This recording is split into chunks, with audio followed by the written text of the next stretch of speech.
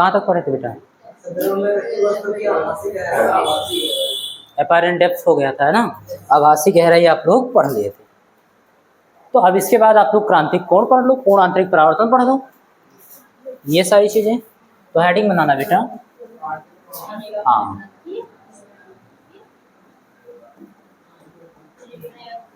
Critical angle,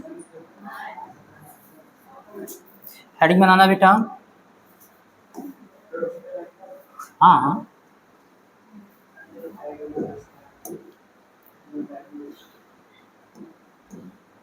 ये इसको आप लिख सकते हो बेटा, क्रांतिक कोण।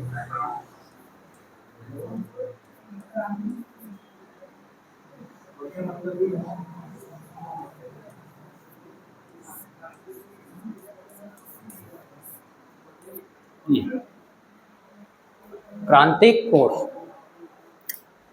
इसको पहले हम लोग समझेंगे बेटा, बात समझ में आ रही है, फिर आपको लिखवाएंगे। समझना, सबसे पहली बात, अतुल इधर देखना बेटा। मान लीजिए कोई सीमा पृष्ठ है बेटा, दो माध्यमों का क्या है, सीमा पृष्ठ। उसके उस पार कोई दूसरा माध्यम है, इसके इस पार कुछ दूसरा माध्यम। सपोज करना यहाँ पे डेंसर मीडियम है और यहाँ पे रेरर मीडियम, कोई बात नहीं। कोई प्रकाश की किरण ऐसे आपतित हुई, तो इसको जिस बिंदु पर आपतित हो रही है उसको कौन सा बिंदु बोलते हैं बेटा, आपतन बिंदु बोलते हैं। और आपतन बिंदु पर अगर हम लंब डाल दें बेटा सतह के सापेक्ष ये, तो इसको आप क्या बोलोगे, अभिलंब। तो जब प्रकाश की किरण सघन माध्यम से विरल माध्यम में जा रही है तो अभिलंब से दूर हटेगी कि अभिलंब की ओर से दूर हटेगी, तो जाहिर सी बात है सीधे न जा करके इधर कहीं जाएगी, ठीक है। और इस कोण को क्या बोलते हो, आई, और इस कोण को क्या बोलते हो बेटा, आर, अपवर्तन कोण। अगर हम आई धीरे धीरे बढ़ाएं, समझना, आई क्या कर रहे हैं बेटा, बढ़ा रहे हैं थोड़ा सा, इसको यहाँ से आपतित कराए ये, तो आप समझ रहे हो। अब आई ये होगा, ज़्यादा हो गया, तो अब ये प्रकाश की किरण सीधे थोड़े जाएगी, अब आर भी क्या होगा, ज़्यादा होगा, आर भी बढ़ेगा। बात समझ में आ रही है। अब आई बढ़ाते जाओ बढ़ाते जाओ बढ़ाते जाओ, आर क्या होगा, बढ़ता जाएगा बढ़ता जाएगा। एक समय ऐसा आएगा बेटा, ध्यान देना, मान लेना ये आई है, कलर चेंज कर दो ताकि आपको समझ में आए। चलो सपोज करना ये प्रकाश की किरण लिए, आई का मान कितना है ये, ठीक है बेटा। और प्रकाश की किरण अब सीमा पृष्ठ से होकर ऐसे चली जा रही है, यानी अगर आपसे पूछें आर का मान कितना है, 90 डिग्री बेटा। बात समझ में आ रही है। तो इसी आपतन कोण को हम लोग आईसी लिखते हैं, क्रिटिकल एंगल, या फिर कहीं कहीं आपको सी मिल जाएगा, क्रिटिकल एंगल यानी क्रांतिक कोण बोल देते हैं। बस हो गया क्रांतिक कोण, समझ में आया। अब इसको थोड़ा आप सिस्टमेटिक ढंग से समझ लीजिए। कैसे, पहली बात तो आप याद रखेंगे कि क्रांतिक कोण किस माध्यम में बनेगा, सघन माध्यम में, क्योंकि सघन माध्यम से प्रकाश की किरण विरल माध्यम में जाएगी तभी अविलंब से दूर हटेगी, तभी आर का मान 90 डिग्री बन सकता है। अगर विरल माध्यम से सघन माध्यम में प्रकाश की किरण ले जा रहे हो तब तो अविलंब की ओर झुकेगी, तब आर का मान 90 डिग्री होगा ही नहीं। बात समझ में आ रही है। तो हमेशा याद रखना क्रांतिक कोण कहाँ बनेगा, डेंसर मीडियम में, सघन माध्यम में। यानी आप बोल सकते हो कि सघन माध्यम में बना हुआ आपतन कोण, कौन सा कोण बेटा, आपतन कोण, जिसके लिए विरल माध्यम में बने अपवर्तन कोण का मान 90 डिग्री होता है, क्रांतिक कोण कहलाता है। यानी उसी आपतन कोण को ही हम लोग क्या बोल देते हैं, क्रांतिक कोण। किसी बच्चे को कोई दिक्कत नहीं ना, एक ही लाइन याद रखना है, सघन माध्यम में बना वह आपतन कोण जिसके लिए विरल माध्यम में बना अपवर्तन कोण का मान 90 डिग्री होता है, क्या कहलाएगा। तो अब लिख लो, फिर मैं इसको फिगर से बढ़िया से बना देता हूँ। देखो, हाँ, बहुत ही आसान है क्योंकि आप समझ पा रहे हो। लिखना बेटा, देखो सघन माध्यम में सघन माध्यम में बना वह आपतन कोण, सघन माध्यम में बना वह आपतन कोण जिसके लिए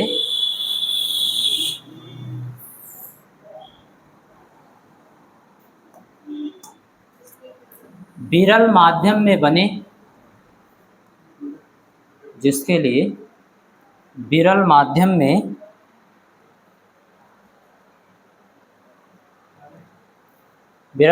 बने अपवर्तन कोण का मान,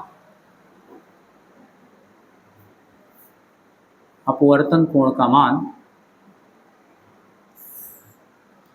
समकोण होता है। ब्रैकेट में लिख लेना 90 डिग्री है ना, समकोण होता है।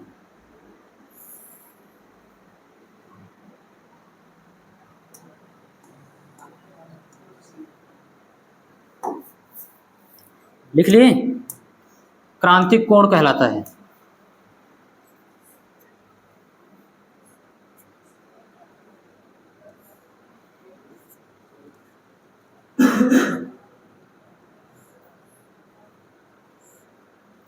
बताना बेटा, लिख लिए। मैंने कहा कि सघन माध्यम में बना वह आपतन कोण जिसके लिए विरल माध्यम में बना अपवर्तन कोण समकोण यानी कि 90 डिग्री होता है, क्रांतिक कोण कहलाता है। तो कौन क्रांतिक कोण कहलाता है? वही आपतन कोण जो सघन माध्यम में बना हुआ है। तो इसको आप बता देना डेंसर मीडियम।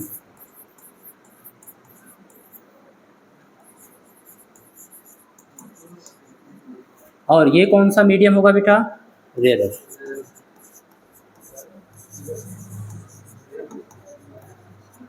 ठीक है, तभी प्रकाश की किरण अभिलंब से दूर हटेगी। और ये क्या है? आपतन कोण। क्या है बेटा?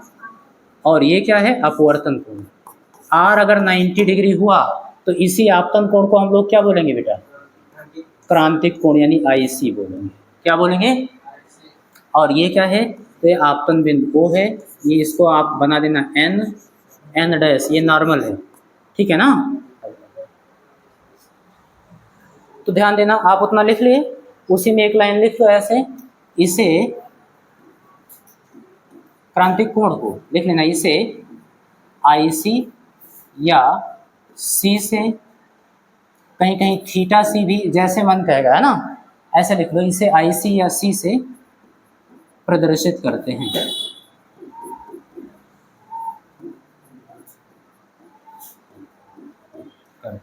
ये, और उसके बाद ये फिगर बना लेना तो आपको ज़्यादा समझ में आएगा। जैसे कांच हो गया मान लेना, और यहाँ पर वायु हो गया, तो डेंसर हो ही जाएगा और ये रेयर हो जाएगा। ध्यान देना। अब हम लोग एक चीज़ और समझेंगे, उसको बोलते हैं बेटा TIR, टोटल रिफ्लेक्शन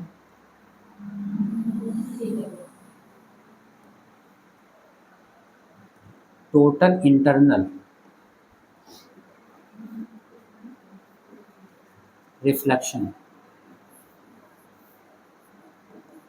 वही हम कहे, आई कहाँ गायब हो गया?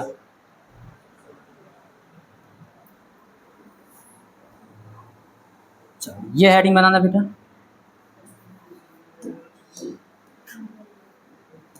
हाँ, इसको हम लोग बोल सकते हैं कोण आंतरिक परावर्तन। ये सारी चीजें आप 10th में पढ़े हो बेटा। कोण आंतरिक परावर्तन, याद रहे कि ये दोनों के दोनों इम्पोर्टेंट हैं, आपके परीक्षा में ज़्यादा पूछे जाते हैं, क्रांतिक कोण भी और कोण आंतरिक परावर्तन भी। ठीक है, चलो हेडिंग कर ली, कोण आंतरिक परावर्तन। अब समझना बेटा, यहाँ पे ध्यान दो। मान लीजिए कोई सीमा पृष्ठ है या अंतरा पृष्ठ इसको बोलते हैं, और इधर क्या है बेटा? डेंसर, और इधर रेयर। ये सपोज कर लेना कि ये नॉर्मल है। ठीक है, अभिलंब हो गया। इसी बिंदु पर प्रकाश की किरण आपतित हो रही है। तो आप समझना, कोई प्रकाश की किरण है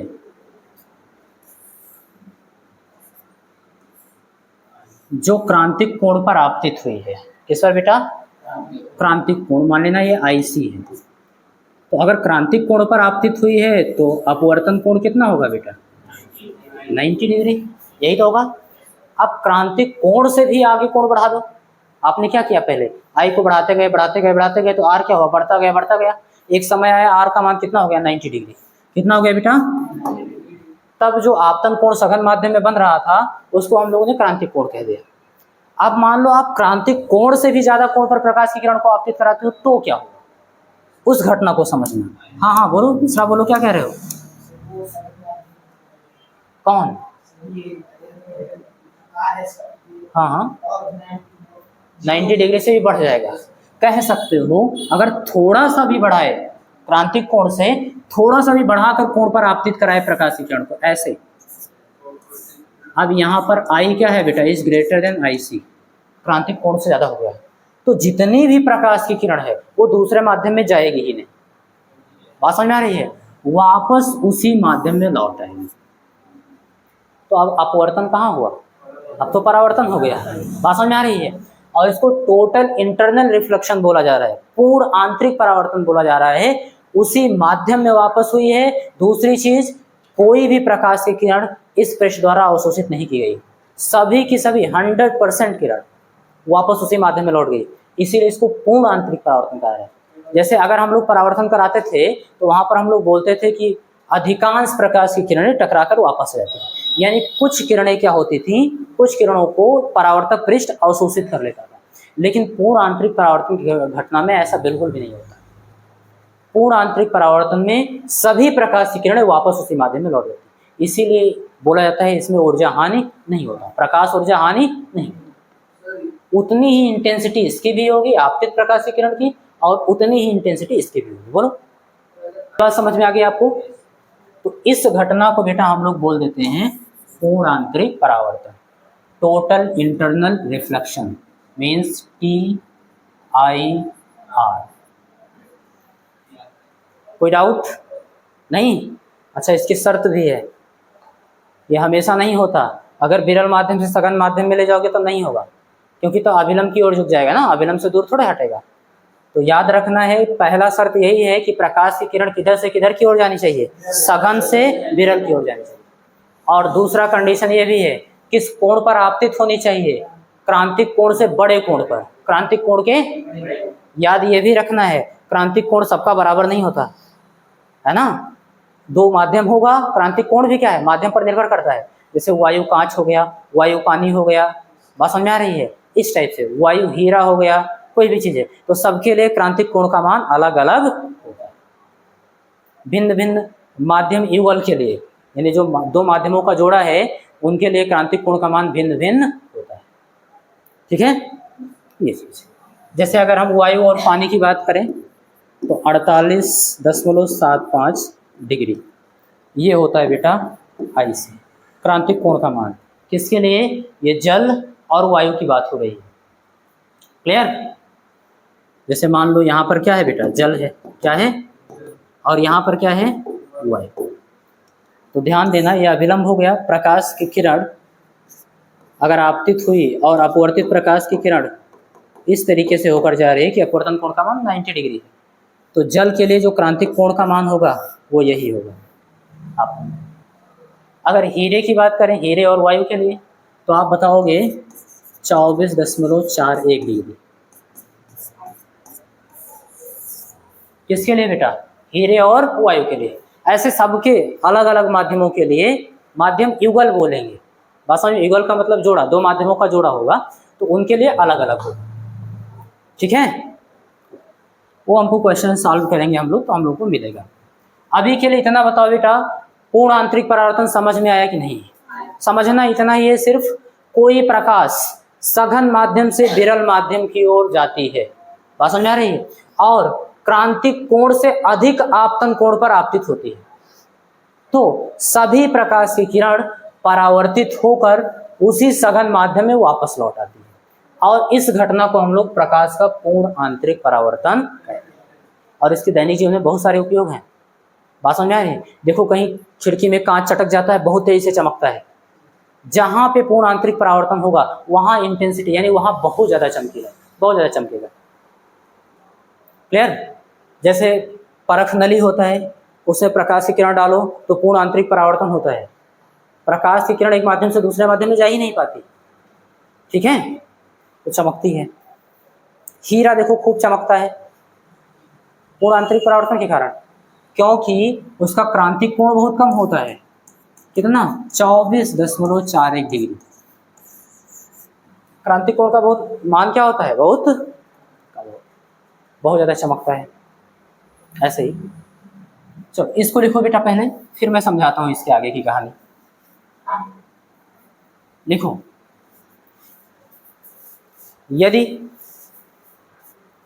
यदि प्रकाश सघन माध्यम से विरल माध्यम की ओर जाती है, सघन माध्यम से विरल माध्यम की ओर जाती है, लिख लिए, यदि प्रकाश सघन माध्यम से विरल माध्यम की ओर जाती है और अंतरा पृष्ठ पर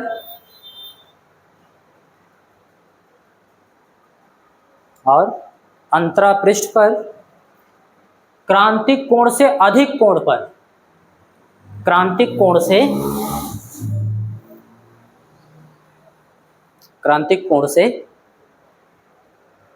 अधिक कोण पर आपतित होती है,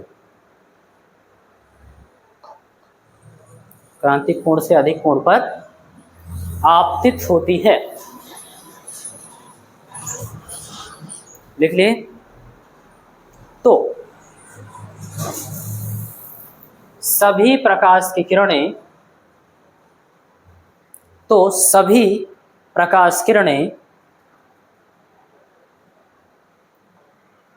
परावर्तित होकर, सभी को बेटा अंडरलाइन कर लेना है ना, सभी प्रकाश की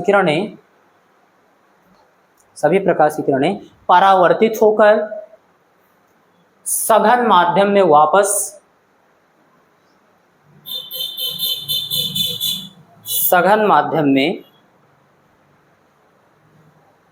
वापस लौट आती हैं, सघन माध्यम में वापस लौट आती हैं, लिख लिए। इस घटना को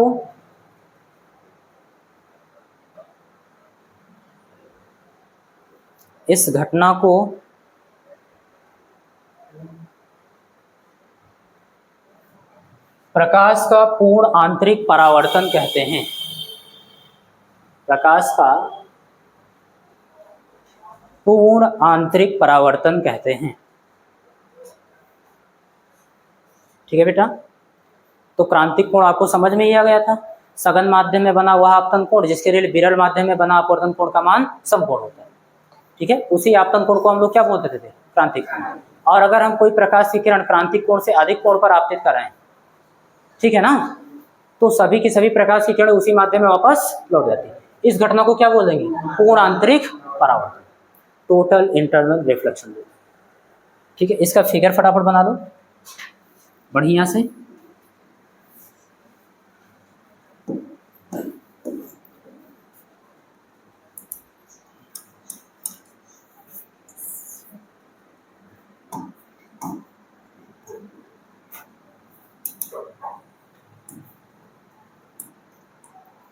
ये अविलंब हो गया सपोज करना, एन ये आपतन बिंदु, ये एन डैश। अच्छा, कोई प्रकाश की किरण है जो क्रांतिक कोण से अधिक कोण पर आपतित हुई,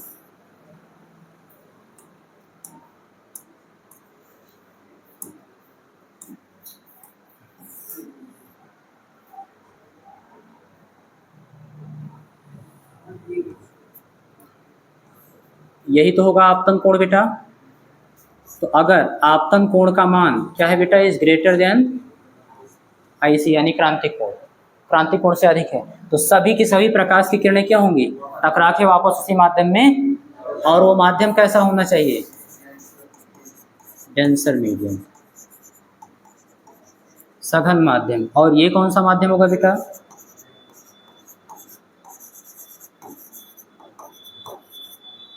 बताओ, ये भी बात समझ में आ गई, ठीक है।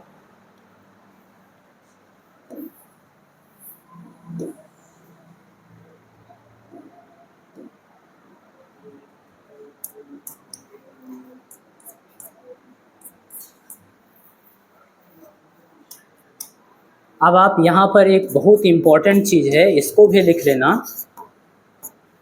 आपके एग्जाम में पूछता है कि पूर्ण आंतरिक परावर्तन के लिए आवश्यक शर्तें लिखिए। कौन सी वो शर्त है जो जरूरी है पूर्ण आंतरिक परावर्तन के, तो आप पहले से जानते हो, जो परिभाषा में लिखे हो। पहली चीज, प्रकाश की किरण सघन माध्यम से विरल माध्यम की ओर जाना चाहिए। बात समझ में आ रही है, ऐसा नहीं लिखना है में जाना चाहिए, कई जगह पे मैंने देखा गलत भी लिखा है कि सघन माध्यम से विरल माध्यम में जानी चाहिए, और उसमें चली जाएगी तब क्या होगा, तब कहाँ पूरा आंतरिक परावर्तन हो रहा है, ठीक है ना। तो आप क्या लिखेंगे, सघन माध्यम से विरल माध्यम की ओर जानी चाहिए, पहली शर्त ये है। और दूसरी शर्त, आपतन कोण का मान क्रांतिक कोण से अधिक होना चाहिए, क्रांतिक कोण से, यही दोनों आवश्यक शर्तें हैं बेटा। तो आप इसको बनाओ और उसके बाद पहला लिखना, प्रकाश किरण कहाँ से बेटा, सघन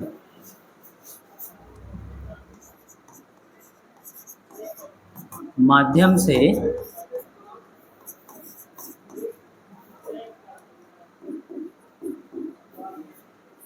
विरल माध्यम की ओर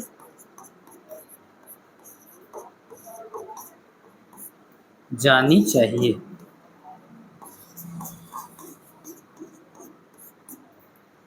एक बात हो गई ये शर्त, अच्छा यहाँ तो बता ही नहीं, हेडिंग क्या डालना है आपको, PIR के लिए आवश्यक शर्त,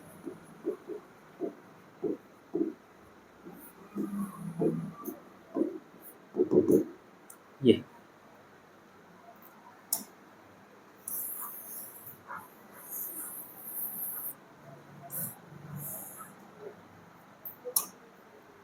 ठीक है ना, ओके। और दूसरा आप लिखेंगे, आपतन कोण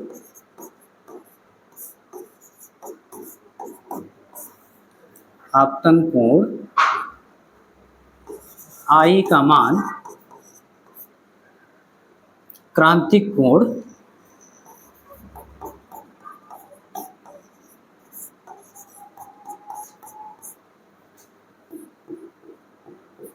IC से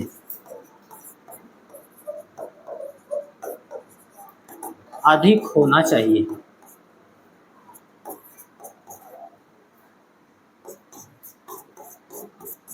ये दो शर्त है बेटा,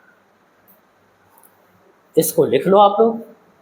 बात तो समझ में आ रही ना, ये परिभाषा में ये इंक्लूड है, पहले से हम जानते हैं कि प्रकाश किरण सघन माध्यम से विरल माध्यम की ओर जाएगी तभी अविलंब से दूर हटेगी, क्लियर। और दूसरी चीज, आपतन कोण I का मान क्रांतिक कोण IC से अधिक होगा तभी वो टकरा के वापस उसी माध्यम में लौट आएगी, क्लियर। तो ये इंपॉर्टेंट था बेटा। एक चीज और हम लोग पढ़ेंगे, क्रांतिक कोण IC और अपवर्तनांक में संबंध पढ़ लेते हैं, इसे हम लोग न्यूमेरिकल भी करेंगे, और एक चीज हम लोग और जान पाएंगे कि किसका क्रांतिक कोण अधिक होगा और किस माध्यम के लिए क्रांतिक कोण का मान कम होगा, क्लियर। अपवर्तनांक से रिलेट करके हम लोग समझ जाएंगे। तो आप लोग हेडिंग बनाओगे, रिलेशन बिटवीन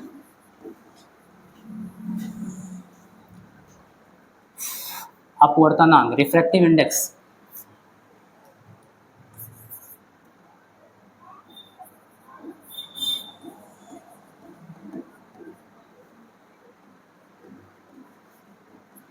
रिफ्रैक्टिव इंडेक्स को किससे लिखते हो आप लोग इस चैप्टर में? एन से। एंड क्रिटिकल एंगल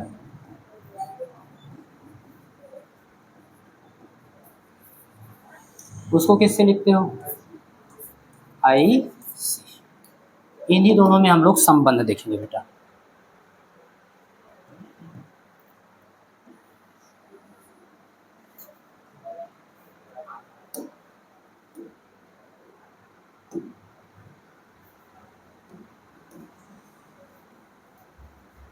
ठीक है, और इसको भी इम्पोर्टेंट करना। आज जितने भी टॉपिक पढ़ रहे हो आपकी परीक्षा की दृष्टि से सब इम्पोर्टेंट।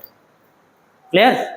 अगर थोड़ा सा भी डाउट होगा किसी भी बिंदु पे तो आप लोग बताना, मैं उसको फिर से एक्सप्लेन करूंगा। हेडिंग बनाओ।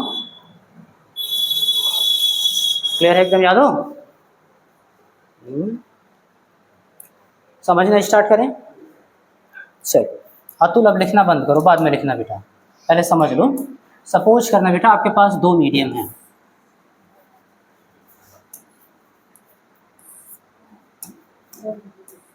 हाँ हाँ दो माध्यम हैं, और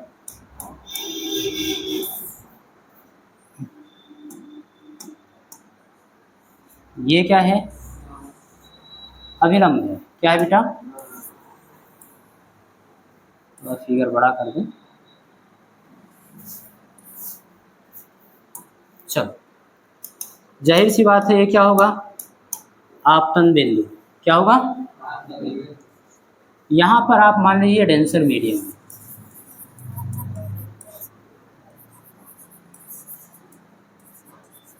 और डेंसर मीडियम को आपने मान लिया है माध्यम 2।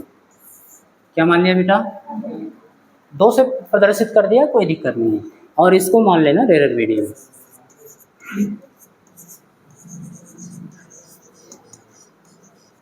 और इसको आपने मान लिया मीडियम फर्स्ट। माध्यम 1 हो गया और वो माध्यम 2 हो गया। अब प्रकाश की किरण कोई सघन माध्यम से विरल माध्यम में जा रही है, भाई हमको क्रांतिक कोण चाहिए ना, तो इसलिए प्रकाश की किरण कहाँ से कहाँ की ओर ले चलोगे? सघन माध्यम से विरल माध्यम। और इतने कोण पर आपतित होती है कि प्रकाश की किरण ऐसे सीमा पृष्ठ के अंदर चली जाती है। बात समझ में आ रही है? कह सकते हो कि विरल माध्यम में अपवर्तन कोण का मान कितना हो जाता है? 90 डिग्री। कितना हो गया बेटा? चलो तो अगर यहाँ पे R का मान कितना हुआ? 90 डिग्री हुआ। बात समझ में आ रही है? तो यहाँ जो आपतित किरण और अभिलंब के बीच बना कोण आपतन कोण I है, इसी को हम लोग क्या बोलेंगे? IC। बताओ बेटा, बोलेंगे नहीं बोलेंगे? आपतित किरण और ये यहाँ तक कॉन्सेप्ट क्लियर है? इस स्नेल का नियम लगा दो भाई। हाँ हाँ बिल्कुल। अरे भूल गए क्या? नहीं ना, भूलना मत। इस चैप्टर में उनको कालीन भैया ही समझिए।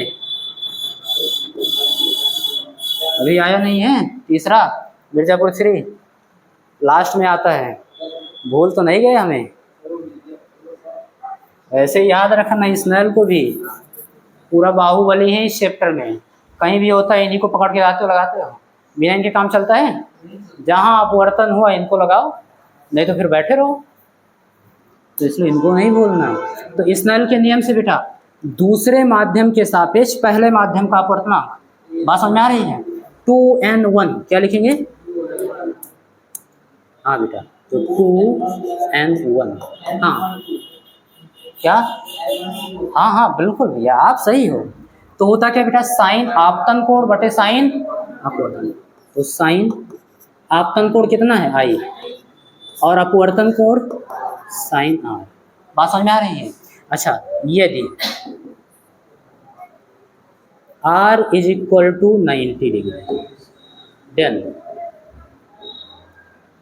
I is equal to IC। बताओ, अगर अपवर्तन कोण का मान 90 डिग्री है, बात समझ में आ रही है, तो आपतन कोण क्या होगा? क्रांतिक कोण। जबकि प्रकाश की किरण देखो सघन माध्यम से विरल माध्यम में जा रही है।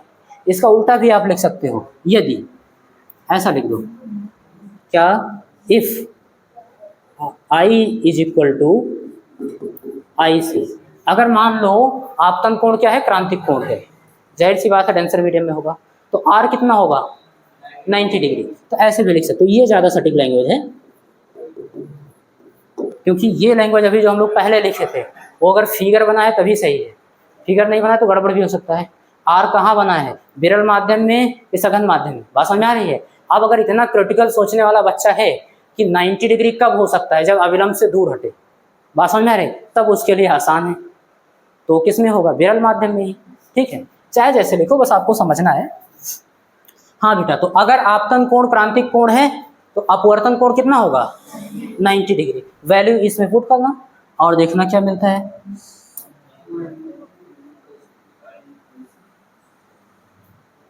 चलो ध्यान देना। अच्छा 2n1 को हम लोग क्या लिख सकते हैं बेटा, 1/1n2। बताओ कैसे, बोलो कैसे लिख दिए, उत्क्रमणीयता के सिद्धांत से, है ना। ओके, और साइन आई की जगह पे आई सी अपॉन आर की जगह पे साइन 90। अब यहाँ दो चीज लिखना, हम सभी जानते हैं बेटा 2n1 बराबर 1/1n2 एंड साइन 90 डिग्री बराबर 1, ये तो जानते ही हो। अच्छा वैल्यू पुट करना। अच्छा 1n2 का मतलब हुआ क्या, पहले माध्यम के सापेक्ष दूसरे माध्यम का अपवर्तन। जो आपका दूसरा माध्यम कांच या कोई भी सघन माध्यम है, पहले माध्यम के सापेक्ष उसका अपवर्तनांक, तो आप मान लो n है, क्या है बेटा, ऐसे मान लेना यहाँ पे कि 1n2 बराबर n। कोई दिक्कत नहीं ना, जो भी यहाँ माध्यम होगा उसके सापेक्ष दूसरे माध्यम का अपवर्तन कितना है, n। तो यहाँ पर 1/1n2 की जगह पर क्या लिखेंगे, n। हाँ तो 1/n बराबर, और क्या लिखा है, साइन आई सी, इसको तो लिखना होगा अपॉन साइन 90 डिग्री की वैल्यू 1, विलोम अनुपात लगा दो, है ना।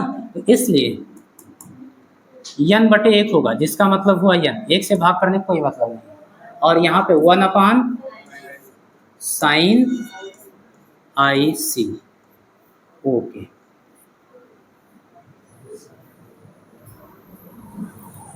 यहाँ तक समझ में आया। अच्छा क्रांतिक कोण आई सी का मान बढ़ेगा तो साइन थीटा का मान बढ़ेगा कि नहीं बढ़ेगा, बताओ, नहीं समझ पा रहे हैं।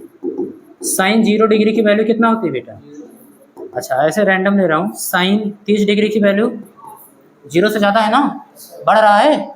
अच्छा साइन 45 डिग्री की वैल्यू 1/√2, इसका हर इससे कम है ना, इसका मतलब इसका मान ज़्यादा है। ये कितना था, कम था, इतना समझ लो, तो ये इतना और ये बढ़ता जा रहा है।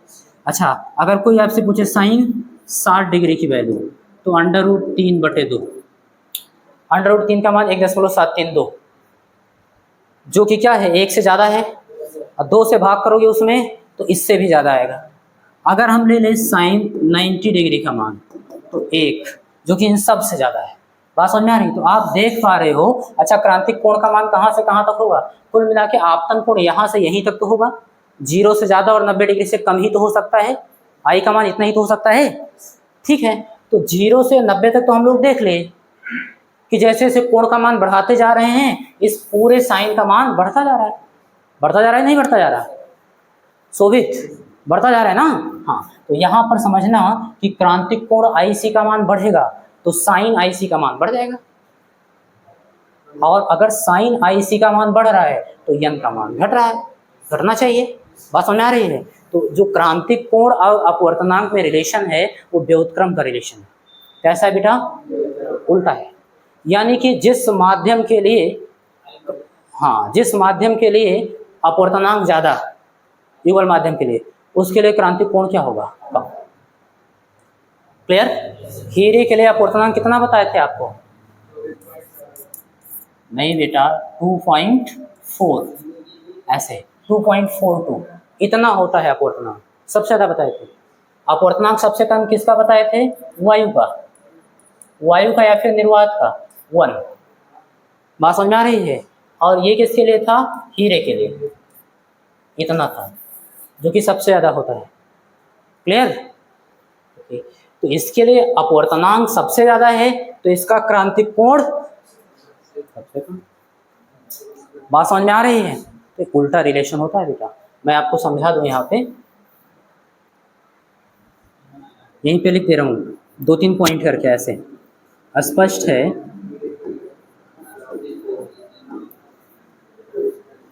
IC का मान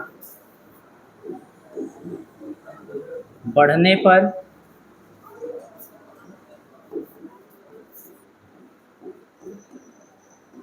N का मान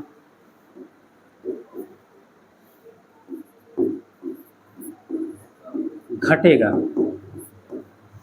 ये बात समझ में आई? अगर क्रांतिक कोण IC का मान बढ़ रहा है तो N का मान क्या होगा? तो एक चीज मुझे बताना, हम लोग पढ़े थे अपवर्तनांक रंग के लिए, लाल रंग के लिए और बैगनी रंग के लिए।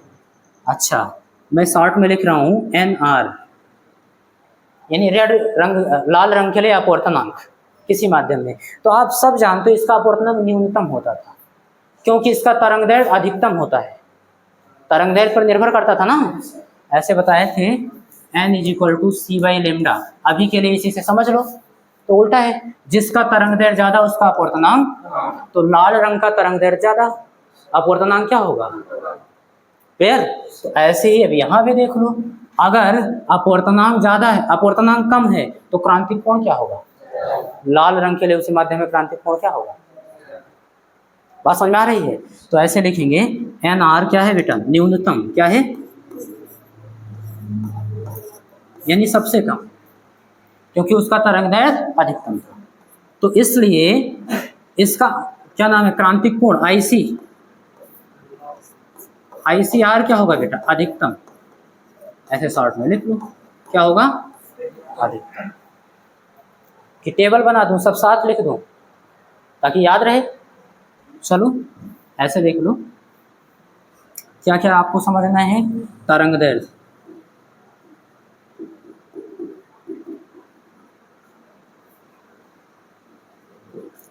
ये तरंगदैर्घ्य हो गया। तरंगदैर्घ्य के बाद अपवर्तनांक,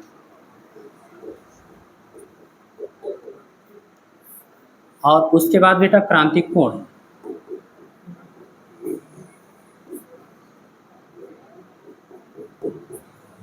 तरंगदैर्घ्य को आप किससे लिखते थे? लैम्डा से। अपवर्तनांक को N से, और क्रांतिक कोण को IC से। और इन सब के लिए ध्यान देना बेटा,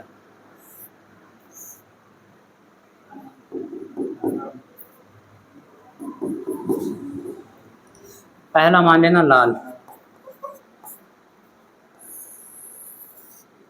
और दूसरा बैगनी। ज़्यादातर आपको इसी में मिलेगा, लाल और बैगनी। ठीक है ना? इसके लिए समझना कौन अधिकतम होगा और कौन न्यूनतम होगा। चलो इकट्ठा हो जाएगा। लाल का तरंगदैर्घ्य सर्वाधिक होता है, आप जानते हो। ये अधिकतम, अधिकतम का मतलब सबसे अधिक। ठीक है? और बैगनी रंग के लिए न्यूनतम। यहां से देख के बताना बेटा, जिसका तरंगदैर्घ्य ज्यादा उसके लिए अपवर्तनांक क्या होगा? कम।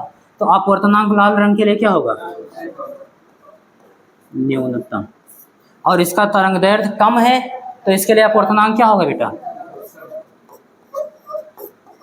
अधिकतम। ये सब आपको रटना नहीं है, बार बार लिखा रहा हूँ ताकि आपको समझ में आए, कहाँ से रिलेट कर रहा हूँ वो भी आप याद रखो।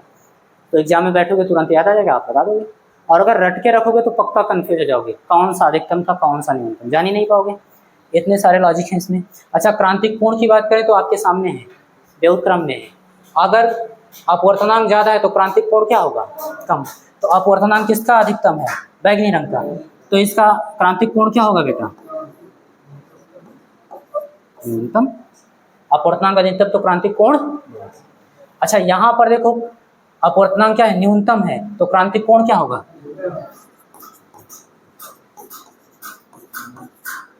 ऐसे 60 नोट्स की तरह इसको बना के लिख लो। बात समझ में आई? कोई डाउट हो तो अभी बताओ। नहीं? ठीक है, इतना लिख लेना बेटा। ये